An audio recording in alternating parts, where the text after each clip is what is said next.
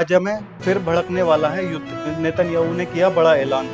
Australia देने जा रहा है फिलिस्तीन को मान्यता। और इजराइल हमले में अल जजीरा के जो बड़े पत्रकार थे, जो न्यूज़ कवर करते थे, वो हुए ढेर, वो हुए, उनका किया गया कत्ल इजराइल द्वारा। उसमें एक बड़े पत्रकार भी शामिल थे, अनस। जॉर्डन का राहत काफिला पहुंचा गाजा जख्म भरने के लिए गाजा वालों का। तुर्की में आया 6.1 तीव्र का भूकंप। दुनिया में हलचल मचाने वाली खबरें आज इस वीडियो में हम आपको बताएंगे, जो बहुत बड़ी बड़ी खबरें हैं। हाय दोस्तों, मैं हूं आपका दोस्त शहाबुद्दीन और आप देखना शुरू कर चुके हैं हमारा अपना चैनल शाबू टीवी शो, जहां हम आपको देते हैं दुनिया भर की कुछ बड़ी बड़ी खबरें। तो दुनिया भर की बड़ी खबरें मैं आज फिर आपके सामने लेकर हाजिर हूँ। कुछ बड़ी खबरें मैं आपके सामने रखूंगा।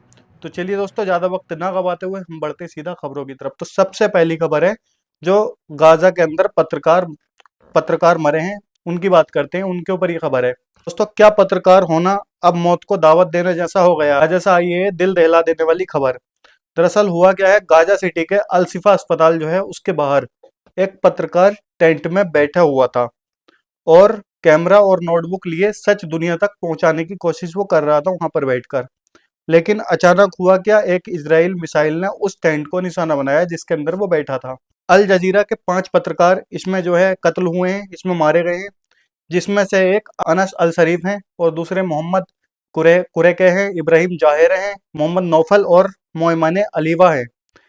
मौके पर ही मारे गए हैं, मौके पर ही इनकी मौत हो गई। लेकिन इसमें सबसे ज्यादा जो फेमस थे, अनस थे, वो जो गाजा की रिपोर्ट, गाजा की सच्चाई सामने रखते थे। अल जजीरा के पत्रकार थे। अल जजीरा जो न्यूज़ चैनल है उसके पत्रकार थे, जो गाजा की खबरें दुनिया तक पहुंचाते थे। लेकिन इसराइल ने इन्हीं को जो है कत्ल करके खबरें दुनिया तक पहुंचाने का सिलसिला बंद करने की कोशिश की, ताकि दुनिया को सच ना पता चल सके। इजरायली सेना जो है आईडीएफ, उसने जो आरोप लगाया है कि अनस अल शरीफ हमास का एक आतंकी कमांडर थे। लेकिन अंतर्राष्ट्रीय संगठन जो है वो कह रहे हैं कि आप इसका सबूत दें हमें। कैसे आप बोल ये सकते हैं कि वो एक हमास के कमांडर थे? कैसे बोल सकते हैं? आप इसका सबूत दें। कमेटी टू प्रोजेक्ट जर्नलिस्ट और संयुक्त राष्ट्र दोनों ने इस प्रेस की आज़ादी पर सीधा हमला बताया। अल जजीरा का कहना है, न्यूज़ चैनल है, उसका कहना है इन्हें फ्रंट लाइन पर नहीं बल्कि पत्रकार टेंट में टारगेट किया गया, ताकि गाजा से सच बाहर ना जा सके, सच वहीं दबा रहे। जो ये लोग कवर करते थे, गाजा की खबरें आपको देते थे, आपके सामने गाजा की हालत जो है वो आपके सामने रखते थे ये पत्रकार। लेकिन आईडीएफ ने इनको जो है निशाना बनाया, ताकि गाजा की जो खबरें हैं वो सच निकल के बाहर ना आए, सच छुपा रहे। तो इन्होंने इस तरीके से उनको कत्ल कर दिया। मैं इसको शहीद नहीं बोलूंगा, ये जानबूझकर मारा गया है, जानबूझकर इन लोगों ने मारा है, आईडीएफ ने।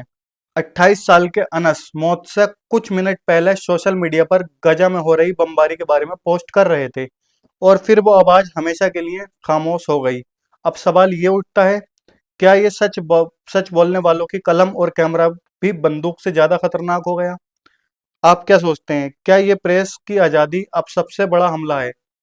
आपको जो सामने जो खबरें रखी जाती हैं दोस्तों, आप उसके पीछे की हकीकत नहीं जानते। पत्रकार जो है कितनी मुश्किल से आपके लिए खबर लाकर देते हैं। वो वहां पर पहुंचते हैं, चाहे भले ही वहां पर बाढ़ आ रही हो, सैलाब आ गया, आग लग गई हो, कुछ भी XYZ हुआ, बड़े से बड़ा अगर ट्रेजेडी हुई है, बड़े से बड़ा जो कोई कांड हुआ है, तो वहां पर ये लोग पहुंचते हैं और अपनी जान जोखिम में डालकर सच आपके सामने लाकर रखते हैं। तो आप तो ये सोचते हैं कि आपको टीवी पर, फोन पर जो खबरें देखने मिल जाती हैं, आप समझते हैं कि इतने कोई ज्यादा दिक्कत नहीं है, हमने देख ली छुट्टी, और आप स्क्रॉल कर देते हैं। लेकिन न्यूज रिपोर्टर ही जान सकता कि वो कितनी मेहनत करके आपके लिए सच लेकर आता है सामने।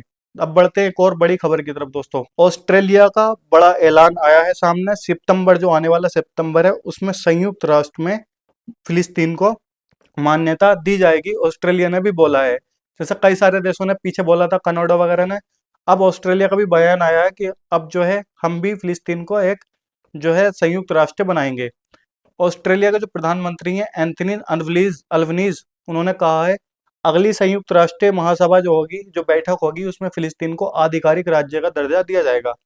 और ये कदम फ्रांस, ब्रिटेन, कनाडा जैसे देशों के बाद लिया गया। जब उन्होंने ये फैसला लिया था, उसके बाद अब ऑस्ट्रेलिया ने भी ले लिया, ताकि दो राज्य समाधान की दूरियां और आगे बढ़ सकें। अल्बनीज जो हैं, उन्होंने साफ कहा, जो प्रधानमंत्री हैं, उन्होंने साफ कहा है कि ये मान्यता तभी जो लागू होगी, तभी दी जाएगी जब फिलिस्तीनी अथॉरिटी ये वादा करे कि हमास का कोई इसमें रोल भविष्य में होगा, फ्यूचर में हमास का कोई इसमें रोल नहीं होगा। उन्होंने इजरायली प्रधानमंत्री नेतन्याहू से भी कहा है कि समाधान राजनीतिक है, सैन्य नहीं। ऑस्ट्रेलिया ने इसराइल की गाजा पर सैन्य कब्जे की योजना की कड़ी आलोचना की और कहा कि नेतन्याहू की नीतियां दो राज्य समाधान को खत्म करने की हैं।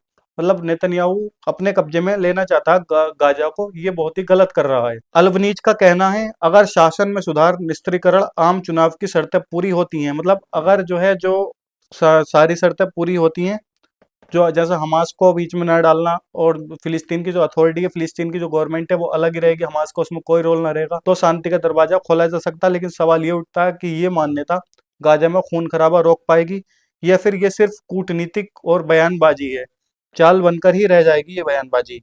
आप क्या सोचते हैं? अपनी राय कमेंट में जरूर रखें इसको लेकर। अब दोस्तों बढ़ते हैं एक और बड़ी खबर की तरफ, तीसरी बड़ी खबर की तरफ। गाजा के भूखे बच्चे और बुजुर्गों के लिए जॉर्डन ने फिर बढ़ाया मदद का हाथ। अभी कल ही की न्यूज़ है ये। जॉर्डन का जो हाशमाइट चैरिटी ऑर्गेनाइजेशन है उसने रविवार मतलब संडे को एक नया राहत काफिला गाजा भेजा और 31 ट्रकों में भरकर जरूरी खाद्य सामग्री, खाने पीने की जो चीजें, दवाइयां जो हैं वो भेजी गई। संयुक्त राष्ट्र वर्ल्ड फूड प्रोग्राम जो है उसके साथ मिलकर ये मदद गाजा तक पहुंचाई गई। ये कदम गाजा में बिगड़ते मानवीय संकट के बीच वहां के लोगों की भूख, दबाव और रोजमर्रा की जरूरतों को पूरा करने के लिए उठाया गया है जॉर्डन द्वारा। जॉर्डन ने एक बार फिर इंसानियत की मिसाल पेश की है। जी JHCO जो है उसने कहा है कि मदद सिर्फ ट्रकों में नहीं बल्कि एयर ड्रॉप और जमीनी काफिले, जमीनी रास्तों और फील्ड अस्पतालों के जरिए भी पहुंचाई जाएगी आने वाले टाइम में, ताकि गाजा की कमजोर स्वास्थ्य सेवाओं को सहारा मिल सके। वहां पर जो घायल हैं तो उनको जो है सही इलाज मिल सके। बच्चे जो भूख से मर रहे हैं उनको जो भूख दूर करी जाए, जो कुपोषण से मर रहे हैं उनके लिए कुछ दवाइयाँ का इंतजाम किया जाए, हॉस्पिटल का इंतजाम और हेल्थ सेवाओं का इंतजाम वहां पर किया जाए। तो ये जॉर्डन ने एक और अपना इंसानियत का कदम बढ़ाया। जब दुनिया के कई हिस्सों में गाजा के लिए सिर्फ बयानबाजी दी जा रही है, मतलब बैठकों में सिर्फ और सिर्फ बयानबाजी हो रही है गाजा के लिए कि ऐसा करेंगे वैसा करेंगे, लेकिन कर कोई नहीं रहा है, तो तब जॉर्डन लगातार खामोशी से मदद पहुंचा रहा है। लेकिन सवाल ये है, क्या ये राहत गाजा के लोगों का दर्द को कम करवाएगी? यह तबाही इतनी बड़ी है गाजा के अंदर कि ये जो मदद है सिर्फ और सिर्फ ऐसे लगती है जैसे समंदर में एक बूंद पानी निकालना या एक बूंद पानी डालना, इसी की तरह ये मदद पहुंच रही है। क्योंकि मदद की जरूरत जो बहुत ज्यादा है वहां पर, वो मदद पहुंच रही है कम।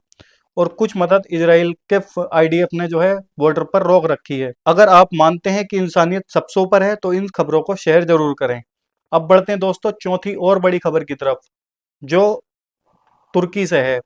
तुर्की जो है, तुर्की में फिर उठा 6.1 तीव्रता का भूकंप। वहां पर आया एक दिल दहला देने वाला भूकंप, बहुत ही खतरनाक भूकंप आया तुर्की के अंदर, जिसमें एक की मौत भी हो गई और कई सारे घायल भी हो गए।